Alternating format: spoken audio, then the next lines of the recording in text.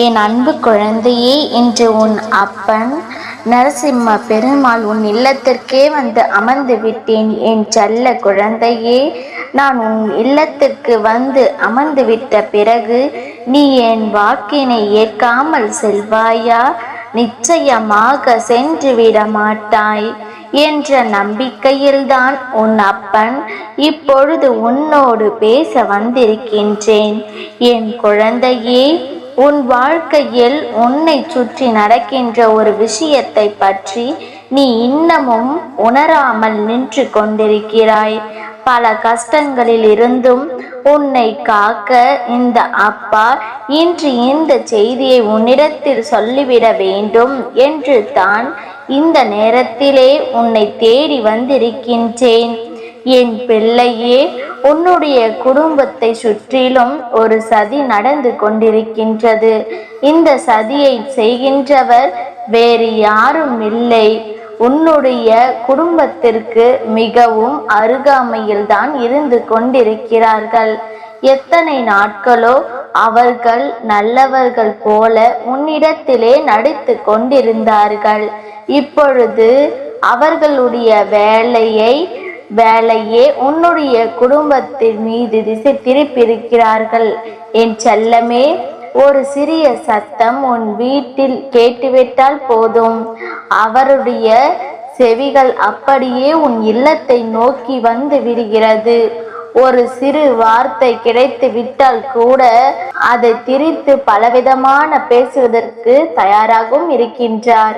அவருடைய செவிகள் அப்படியே உன் இல்லத்தை நோக்கி வருகிறது. ஒரு சிறு வார்த்தை கிடைத்துவிட்டால் கூட அதை பலவிதமாக பேசுவதற்கு தயாராகவும் இருக்கின்றார்கள். இப்பேற்பட்ட மனநிலையோடு உன்னுடைய இல்லத்திற்கு அருகில் இருக்கின்ற ஒரு பெண்மணியை நீ இந்த நேரத்தில் அடையாளம் கண்டு கொள்ள வேண்டும். என் அன்பு குழந்தையே, கொஞ்சம் கொள்ளமான உயரம், அவர்கள் பேசுகின்ற வார்த்தைகள் எல்லாமே நமக்கு அவர்கள் நம் மீது அன்பானவர்கள், நம் மீது உரிமையோடு பேசக்கூடியவர்கள் என்பதை போல ஒரு எண்ணத்தை உருவாக்கி விடுவார்கள். ஆனால் மற்றவர்களிடத்திலோ உன்னை பற்றி தவறாக பேசுவதை தான் அவர்கள் வேலையாக இருக்கிறது. அது மட்டுமல்ல, படிப்பு அவர்களிடத்தில் அதிகமாக இல்லாவிட்டாலும் கல்வி சம்பந்தமான எந்த விஷயத்தை சொன்னாலும் அவர்களுக்கு அத்தனை எளிதாக புரிந்து விடாது. ஆனால் அடுத்தவர்களின் கதையை, அடுத்தவர்களின் வாழ்க்கை என்று வேறு எதையாவது பற்றி அவர்களிடத்தில் சொன்னால் மட்டும் அது தெளிவாக புரிந்துவிடும். இப்படிப்பட்ட மனநிலையை கொண்ட ஒருவர் உன் இல்லத்தின் அருகில் இருந்து கொண்டு உன் இல்லத்தில் நடக்கின்ற அத்தனை விஷயங்களையும் நோட்டமிட்டு கொண்டிருக்கிறார்கள். அது மட்டுமல்ல, ஒருவரை பற்றி இன்னொருவரிடம் எல்லாம் கதையாக அளந்து பேசுவதில் வல்லவராகவும் இருந்து கொண்டிருக்கிறார்கள். அப்பனே, அவர்கள் அப்படி பேசுவதற்கு நான் என்ன செய்ய முடியும் என்று நினைக்கிறாய் அல்லவா? என் அன்பு குழந்தையே, அவர்கள் எண்ணத்திலிருந்து அவர்கள் நடத்துகின்ற இந்த நாடகத்தை எல்லாம் நாம் எப்படி கண்டுகொள்ள முடியும்? நாம் எப்படி இதையெல்லாம் சமாளிக்க முடியும் என்று நீ நினைக்கிறாய் அல்லவா? என் செல்லமே, முதலில் ஒரு விஷயத்தை தெளிவாக நீ புரிந்து கொள்ள வேண்டும். குடும்பத்திற்குள் நடக்கின்ற ஒரு விஷயத்தை ஒரு நாளும் அருகில் இருப்பவர்களுக்கு கேட்கும்படி நீங்கள் பேசிவிடக் கூடாது. நம் குடும்பத்தில் நடக்கின்ற விஷயம் வெளியில் தெரிந்துவிட்டது என்றால் கண், காது, மூக்கு என்று ஒவ்வொருவரும் அவரது மனநிலைக்கு ஏற்றவாறு அந்த கதைகளை திரித்து பேசிக் கொண்டிருப்பார்கள். அதன் பிறகு உன்னால் எதுவுமே செய்துவிட முடியாது. அதனால் விஷயத்தை வெளியில் விடாமல் பார்த்து கொள்வது தான் உனக்கு மிகவும் நல்லது என்பதை நீ புரிந்து கொண்டால் போதும். என் செல்ல பிள்ளையே, அதற்காக நீ என்ன செய்ய முடியும் என்று கேட்டால், இனிமேலாவது உன்னுடைய குடும்பத்தில் இருக்கின்ற எந்த விஷயங்களை பற்றி நீ பேசினாலும் அக்கம் பக்கத்தில் உள்ளவர்களின் காதுகளுக்கு எட்டி விடாதபடி சற்று பொறுமையாக பேச வேண்டும். கோபம் வந்தால்தான் சத்தம் அதிகரிக்கும் அல்லவா? அதனால் எந்த விஷயத்தை பேசும் பொழுதும் பொறுமையோடு கையாள வேண்டும். அதில் உங்களுடைய வீட்டில் இருப்பவர்களுக்கும் நல்லது, உனக்கும் நல்லது என்பதை புரிந்து கொள்ள வேண்டும். ஆனால் இன்னும் சிலர் இங்கு என்ன செய்கிறார்கள் தெரியுமா? தங்களுடைய உணர்ச்சிகளை எல்லாம் கட்டுப்படுத்த முடியாமல் மற்றவர்கள் இருக்கிறார்கள் என்று கூட பார்க்காமல் உணர்ச்சி வசப்பட்டு தன்னோடு இருப்பவர்கள் மனநிலையையும் சேர்த்து காயப்படுத்தி விடுகிறார்கள். எந்த இடத்தில் எப்படி பேச வேண்டும், என்ன பேச வேண்டும் என்கின்ற இங்கிதம் கூட இல்லாமல் தன் நிலை மறந்து வாயில் வந்ததையெல்லாம் படபடவென பேசி விடுகிறார்கள். இதுவெல்லாம் தவறு என்பதை இவர்களுடைய பேச்சிலும் மற்றும் எடுத்து கூறக்கூடிய அந்த விஷயங்களை வைத்தும் உங்களுக்கு வரக்கூடிய அவமானங்களை வைத்தும் நீங்களாகவே நீ தெரிந்து கொள்ள வேண்டும். என் செல்லமே, எப்பொழுதுமே நீ மற்றவர்களை பற்றி சிந்தனையோடு இருந்துவிட முடியாது. அது ஒரு வகையில் உண்மைதான். ஆனால் அவர்களை பற்றிய சிந்தனை உனக்கு இல்லாமல் இருந்தாலும் உன்னுடைய சிந்தனைகள் அவர்களுக்கு இல்லாமல் ஆக்க வேண்டிய கடமையும் உனக்கு இருக்கிறது அல்லவா? என் பிள்ளையே, இன்று இந்த அப்பன் உன்னுடைய வாழ்க்கையில் செய்து கொடுக்கின்ற விஷயமானது இனி ஒரு நாளும் யாரும் உன்னுடைய வாழ்க்கையில் உனக்கு கெடுதல் செய்ய நினைத்துவிடக் கூடாது என்பதில் தான் இருக்கின்றது. என் அன்பு குழந்தையே, யாரோ ஒருவர் செய்த செயலுக்காக நீ மனவேதனை பட்டதோடு மட்டும் அல்லாமல் இந்த வாழ்க்கையை பற்றி அதிக கவலையும் கொண்டு விட்டாய் அல்லவா? என் செல்லமே, உன்னுடைய கவலையை எதை சுற்றி இருந்தாலும் சரி, இனிமேலும் இந்த வாழ்க்கையை பற்றிய கவலை உனக்கு வேண்டாம். ஏன் தெரியுமா?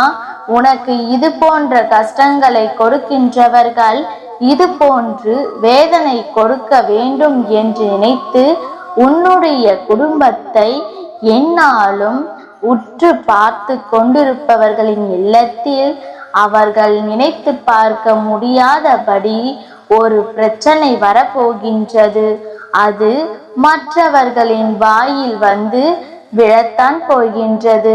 அப்பொழுதுதானே தெரியும் தான் மற்றவர்கள் இது போன்ற காரியத்தை செய்திருக்க கூடாது என்று, அவர்களுக்கும் இது போன்று வந்து விட்டது என்று அவர்களாகவே இதையெல்லாம் உணரப் போகின்றார்கள். இதைவிட அவர்கள் புரிந்து கொள்ள நல்ல ஒரு சந்தர்ப்பம் என்றுமே கிடைத்து விடாது. அந்த கஷ்டத்தை அவர்களும் அவர்கள் வாழ்க்கையின் உணர்ந்தால்தான் அதை நிச்சயமாக புரிந்து கொண்டு திருந்திக் கொள்வார்கள். அப்பொழுதும் திருந்தவில்லை என்றால் மேலும் மேலும் அவர்கள் வாழ்க்கையில் நடக்க இருப்பதை யாராலும் காப்பாற்ற முடியாது. எத்தனை தெய்வங்களை வணங்கினாலும் அது நடக்க போவது இல்லை என்பது தான் நிதர்சனமான உண்மை.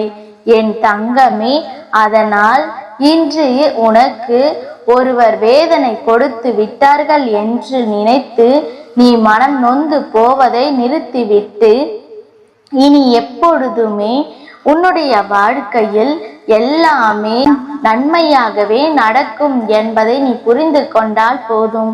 என் செல்ல பிள்ளையே, உனக்கு சோதனைகள் இருக்கிறது என்று எண்ணுகிறாய் அல்லவா? எங்கெல்லாம் உன்னை சுற்றி தீய மனிதர்கள் இருக்கின்றார்கள் என்று நினைக்கிறாயா? அங்கெல்லாம் நீ எந்தவித கஷ்டங்களையும் அனுபவிக்காமல் வெளியில் வருவது எப்படி என்று தான் சிந்திக்க வேண்டும். உனக்குள் இருக்கின்ற எண்ணங்களையும் உணர்வுகளையும் நீ அப்படியே வெளிக்கொண்டு வந்து விடக்கூடாது. நீ எளிதாக மற்றவர்களிடம் உன் வாழ்க்கையை பற்றி பேசும் பொழுது அவர்கள் அதனை தனக்கு கிடைத்த கதையாக எண்ணிக்கொண்டு 4 பேரிடம் சொல்லி சிரிக்க காத்து கொண்டிருக்கிறார்கள். இது போன்ற ஒரு சூழ்நிலையை நீ எப்பொழுதும் யாருக்கும் உருவாக்கி கொடுக்க கூடாது. அவரவர் படுகின்ற கஷ்டங்களுக்கான பலனை நிச்சயமாக அவர்கள் அனுபவித்துத்தான் ஆக வேண்டும் என்ற விதி இருக்கும் பொழுது உனக்கு செய்கின்ற துரோகத்திற்கான பலனையும் அவர்கள் நிச்சயமாக அனுபவிக்கத்தான் போகின்றார்கள். என் அன்பு குழந்தையே, உன் வாழ்க்கையில் இது நாள் வரையிலும் நடந்ததெல்லாம் நடந்ததாகவே இருக்கட்டும். அவர்கள் கொடுத்த கஷ்டங்கள் எல்லாம் கஷ்டங்களாகவே இருக்கட்டும். அவர்களுக்கான நல்ல பாடத்தை இந்த அப்பன் நானே புகட்டிவிட போகின்றேன். அப்பன் கொடுத்த தண்டனைக்கு பிறகுதான் அடுத்தவர்களுக்கு வரும் பிரச்சனைகளை எல்லாம் எதற்காக இப்படி பேசினோம், எதற்காக இப்படி கூறி அவர்களுக்கு ஒரு அவப்பெயரை ஏற்படுத்தினோம் என்பதையெல்லாம் அவர்கள் தன்னுடைய குடும்பத்தில் வரக்கூடிய பிரச்சனைகளில் இருந்து தெரிந்து கொள்ள போகிறார்கள். அதன் பிறகு மற்றவர்களுடைய குடும்பத்தில் இருக்கக்கூடிய விஷயங்களை எல்லாம் வெளியில் சொல்லவே கூடாது என்று பயந்து விடுவார்கள். தன்னுடைய குடும்பத்திலேயே நிலைமை சரியில்லாத பொழுது எப்படி அடுத்தவர்களின் குடும்பத்தை நினைத்து பேசிவிட முடியும்? அந்த நேரத்திலே யாராவது, நீ மட்டுமல்ல வேறு யாராவது ஒருவர் மற்றவரை பற்றி பேசினாய் அல்லவா, இப்பொழுது உனக்கு என்ன கிடைத்திருக்கிறது என்று பார். அதற்கெல்லாம் தண்டனையாகத்தான் உனக்கு இங்கே சோதனைகளும் சூழ்நிலைகளும் வந்திருக்கின்றது. இனியாவது தெரிந்து கொள் என்று எடுத்து கூறும் பொழுது அவர்களாகவே கூனி குறுகி போய் நிற்கத்தான் போகிறார்கள். என் செல்ல பிள்ளையே, இதையெல்லாம் நினைத்து நீ கவலைப்பட்டு கொண்டிருக்காதே. உன் அப்பன் நான் உன் வீட்டிற்கே வந்து விட்டேன். இனி உன் வீட்டில் உள்ள கஷ்டங்கள் எல்லாம் மறைய போகிறது. உனக்கு செல்வம் செழிப்போட வாழ்க்கையை நான் உனக்கு கொடுக்க போகின்றேன். நல்லதே இனி உன் வாழ்வில் நடக்கும்.